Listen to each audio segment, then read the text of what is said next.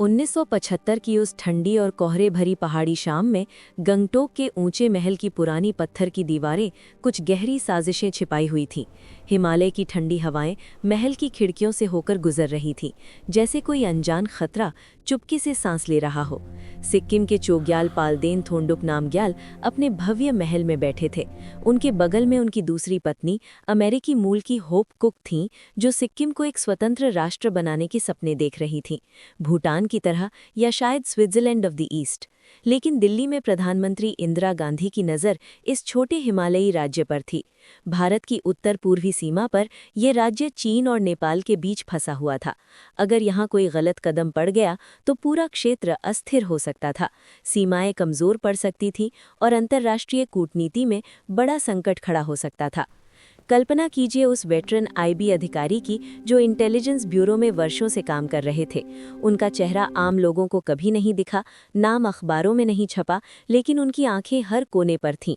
1975 के शुरुआती महीनों में जब सिक्किम में राजनीतिक उथल-पुथल तेज हो रही थी, उन्हें एक बेहद खतरनाक और संवेदनशील मिशन सौंपा गया। चोग्याल के महल के अंदर गुप्त बैठकें हो रही थीं, विदेशी प्रभाव बढ़ रहा था, संभावित साजिशें रची जा रही थीं और सिक्किम को भारत से अलग रखने की कोशिशें तेज हो रही थीं।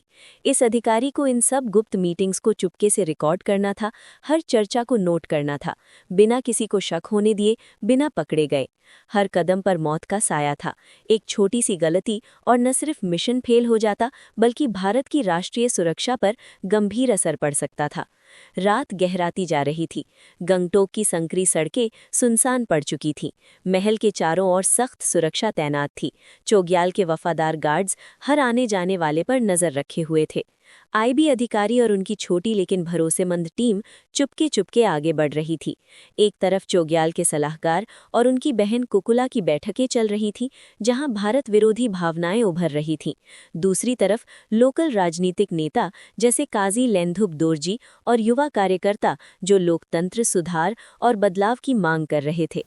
अधिकारी हर शब्द को सावधानी से रिकॉर्ड कर रहे थे, हर छोटी चर्चा को कैद कर रहे थे, लेकिन खतरा हर पल मंडरा रहा था। अगर कोई गार्ड सतर्क हो जाता या कोई आवाज बाहर निकल जाती तो पूरा ऑपरेशन खत्म हो जाता। महल की दीवारें गवाह बन रही थी उन गुप्त रातों की। धीरे धीरे तनाव और बढ़ने लगा। 1973 से ही सड़कों पर प्रदर्शन शुरू हो चुके थे। जॉइंट एक्शन कमेटी के लोग चोग्याल के खिलाफ आवाज उठा रहे थे। लोग राजतंत्र के खिलाफ थे, लोकतंत्र चाहते थे। आईबी अधिकारी पर्दे के पीछे से काम कर रहे थे।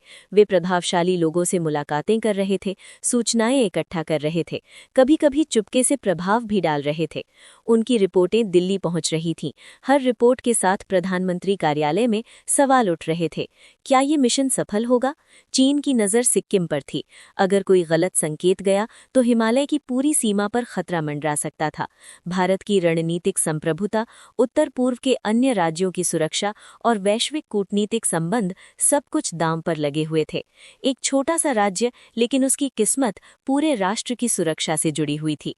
अप्रैल 1974 आया। सिक्किम में चुनाव हुए। काजी लेंधुप दोरजी की सिक्किम नेशनल कांग्रेस ने भारी जीत हासिल की, 32 में से 31 सीटें। लेकिन चोग्याल अभी भी विरोध कर रहे थे।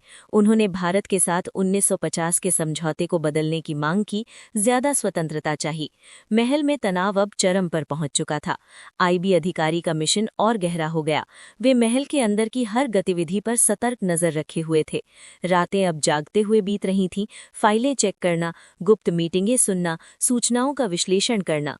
डर था कि चोग्याल या उनकी रानी होप कुक को भनक लग जाए। अगर साजिश उजागर हो गई तो अंतर्राष्ट्रीय स्तर पर बड़ा कूटनीतिक संकट खड़ा हो सकता था। अमेरिका और चीन जैसे देश सवाल उठा सकते थे, भारत पर आरोप लग सकते थे कि वो एक छोटे राज्य की स्वतंत्रता छीन रहा है। मार्च और अप्रैल 1975 की वो यादगार रातें। गंगटोक की हवा में बेचैनी साफ महसूस हो रही थी। सड़कों पर प्रदर्शन और तेज हो गए थे। लोग अब खुलकर बदलाव की मांग कर रहे थे। आईबी अधिकारी की टीम अपने मिशन के अंतिम चरण में पहुंच गई थी। गुप्त रिकॉर्डिंग्स, सूचनाओं का आदान प्रदान और पर्दे के पीछे का प्रभाव अभियान, सब कुछ एक बड़े खेल का हिस्सा बन चुका था। 9 अप्रैल 1975 को भारतीय सेना ने चोग्याल के गार्ड्स को निशस्त्र करने का कदम उठाया। महल की सुरक्षा अब भारतीय हाथों में आ गई। चोग्याल गुस्से और निराशा में थी, लेकिन अब उनकी शक्ति तेजी से उनके हाथ से निकल रही थी। एक सिपाही की गोली चली और माहौल और तनावपूर्ण हो गया। 14 अप्रैल 1975 का वो दिन जनमत संग्रह हुआ। सिक्किम के लोगों ने भारी बहुमत से राजतंत्र खत्म करने और भारत के साथ पूर्ण रूप से जुड़ने के पक्ष में वोट दिया। लगभग 97% समर्थन।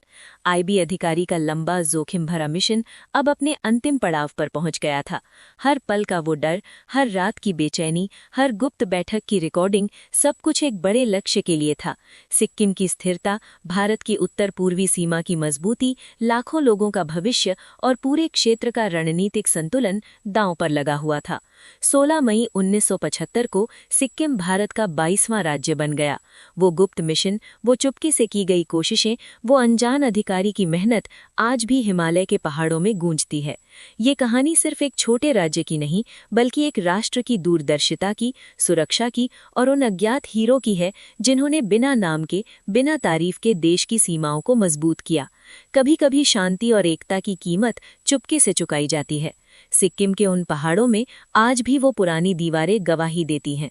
आईबी अधिकारी की वो अनकही कहानी हमें याद दिलाती है कि राष्ट्रहित हमेशा सबसे ऊपर होता है।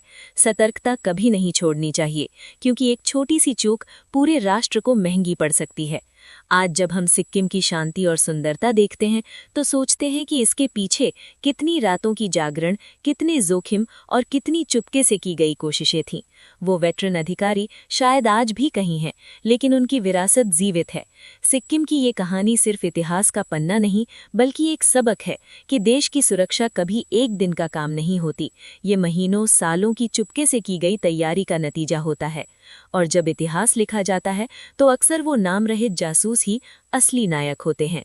सिक्किम अब भारत का अभिन्न अंग है, मजबूत, शांत और समृद्ध, लेकिन इसके पीछे छिपी है एक ऐसी जासूसी कहानी जो दिल को छू लेती है और दिमाग को सोचने पर मजबूर करती है।